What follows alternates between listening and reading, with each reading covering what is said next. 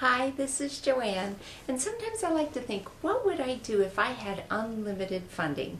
And the first thing I would do is a really big dream.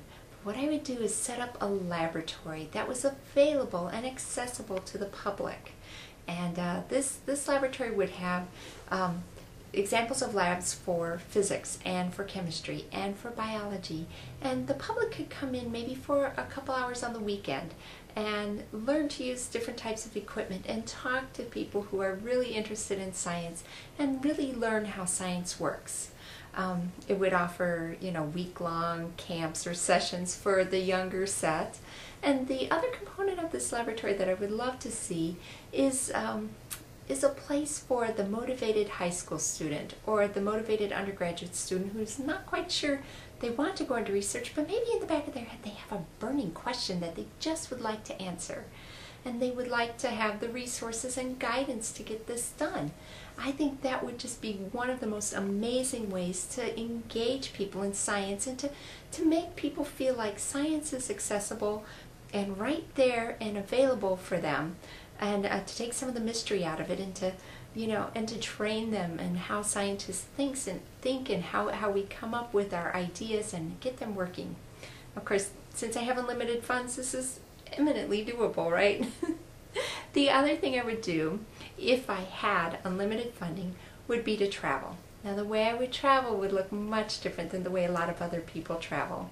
And what I would do would be do the things like visit the Galapagos, visit the San Andreas Fault, visit tiny out-of-the-way museums all across the world that are dedicated to maybe a person or a small concept of science, and to visit national laboratories and to visit large observatories wherever science allows the public to come and learn more.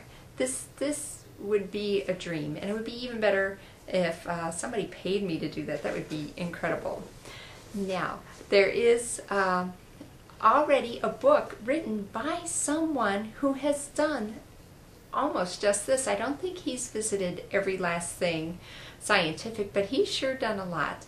And this book is called Chasing Science, Science as a Spectator Sport, and this is written by Frederik Pohl, who I do have to admit I had no idea he was a science fiction writer until I came across this work. I checked this work out from the library and enjoyed it so much I had to just get my own copy. And the reason why I wanted my own copy is because it's this amazing resource of lots of different places one can visit across the country and across the world in science. And so he does a good bulk of the book is just lists of places you can visit. The other part of the book is his description of some of his visits to these various places, which include places like the national laboratories like Fermilab.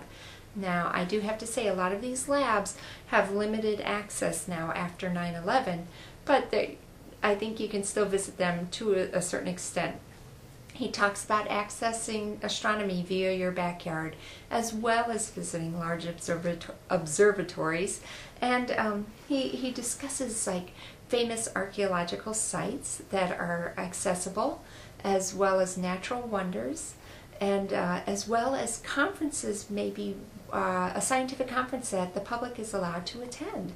And you can listen to scientists discuss their topics, and maybe you understand it and maybe you don't. Mr. Pohl is not a scientist. He's a writer, but he is a fan of science. He is a science enthusiast.